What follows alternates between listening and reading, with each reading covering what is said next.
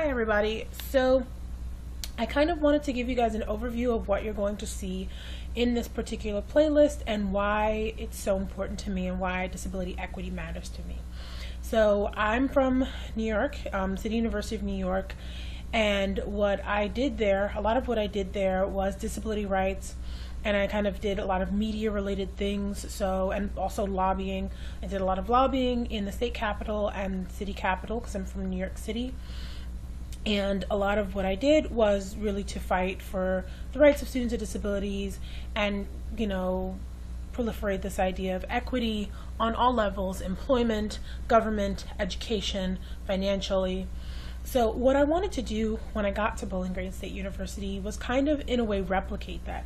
I wanted to find other people who are also advocates for disability equity and create media with the university's resources to showcase different issues that still exist and to kind of offer solutions. Because not only because that's my area of study, but it's something that I have been doing for the past so many years, since my early 20s. So I really hit on, my main concern was the process. It wasn't really the product necessarily. And the reason I did that is because there's a lot of media that portrays people with disabilities, but it will not, they're not included at any stage. So you'll have popular television shows like Glee or Degrassi, which have characters with physical disabilities, but they don't address the systematic barriers that people with disabilities face, the social and systematic and medical kind of aspects of disability. And for those roles, they didn't hire people with disability. And speaking of the character Jimmy from Degrassi and the character of Artie Abrams from Glee, for instance.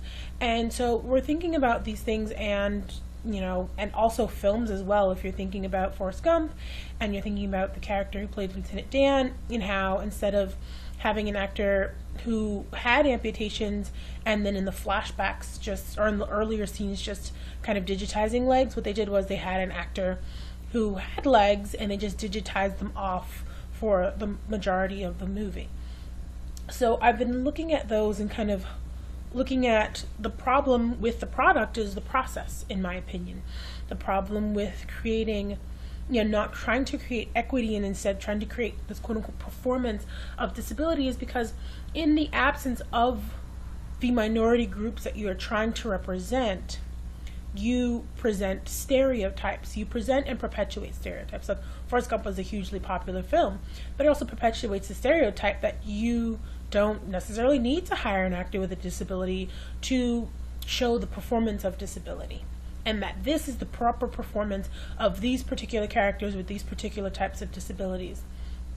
Or you have films such as Pearl Harbor, if anyone's ever seen that, when you have scenes with FDR in a wheelchair, when in real life he was very secretive about that. And that is, and that's kind of telling this false story. You're giving these false identities and ideas, and you're putting and projecting these images and these tropes on people. And that's another issue when you, in the absence of actual people with actual disabilities portraying themselves, you're not only helping to lend to the unemployment of people with disabilities because you think, I don't need to hire them to tell this story, fuck their goals, fuck their dreams. You're also telling people that these stereotypes and performances are the proper way to go, and that you can leave them out of the process.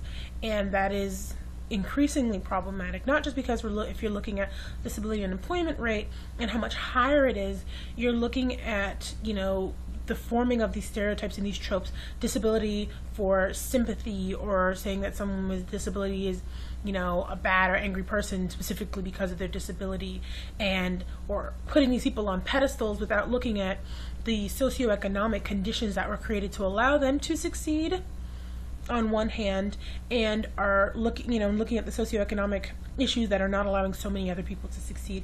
You put people on pedestals and you make them seem as if they are the rule as opposed to the exception.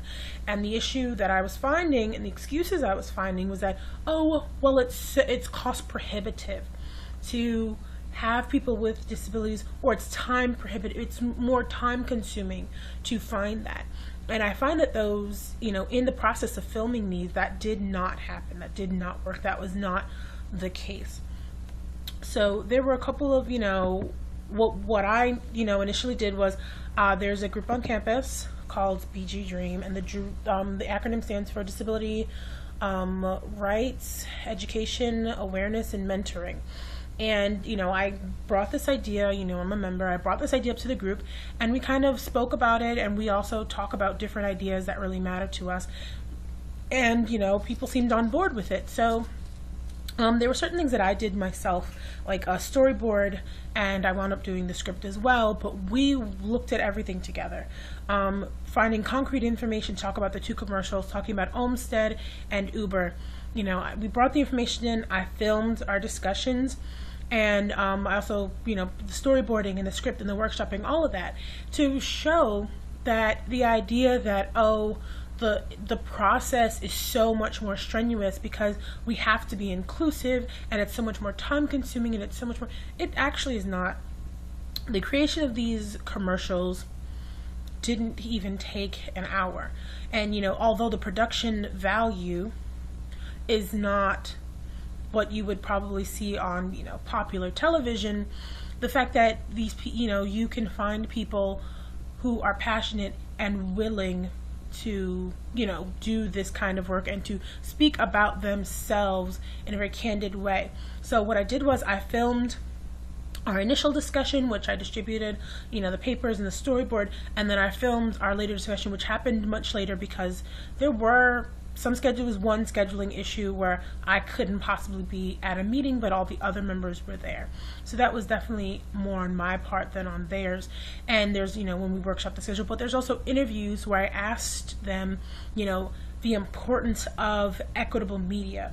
And do you think it's important that people with disabilities need to be behind the scenes and not just in front of a camera, that they need to be part of this process? And that was the whole point, that there's a process involved. It's not just the products and the outsides.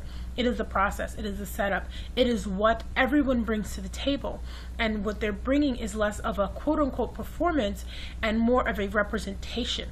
Yes, that representation may be of themselves, but it is a lot truer and a lot better, in my opinion, than others who are just performing stereotypes.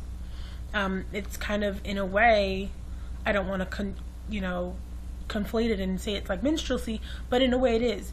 You're having someone who dresses up or performs as someone else, and all they are performing is stereotypes, and all they are perpetuating is stereotypes and tropes. And by doing that, you have an audience that does not see, because you think, although alternative media is becoming more popular, it's still not as popular as mainstream media. So you're seeing these images of people, but you're not seeing true images of them. You're seeing these caricatures of people, or these archetypes of what people are. So when you're actually confronted with the ideas of inequity, you don't have a particular understanding of it because you're not familiar with it. You're just familiar with the stereotypical ideas that you have been presented by from ableist media. So the idea was to cut through that, to cut through all of that and to disprove that it was the fault of people with disabilities somehow, that that there weren't enough of them in a particular field in terms of acting, or there weren't enough finances on a set to have an actual person with a disability as opposed to a person who could just hop in and out of a chair. And those things really fell to the wayside because there were a lot of things we were able to do, a lot of physical things, a lot of psychological, social, emotional things we were able to do with these films and address within these films and these conversations that I am really happy to show all of you guys. So you will be seeing the commercials, and then you'll be seeing the interviews, and you will also be seeing the process, the initial discussion and the discussion that we did right before we started filming the commercials. So I really hope you enjoy it. I think that this is really, in terms of the facilitation of media, really a stepping stone, and I hope to create more media and more really avenues to showcase equity and really encourage other people, inform people, but encourage them to understand that there are systematic barriers that need to be broken down, and that we all have a role to play in breaking down all of those barriers. So I hope you enjoy the films. I hope you enjoy the commercials. I hope you enjoy the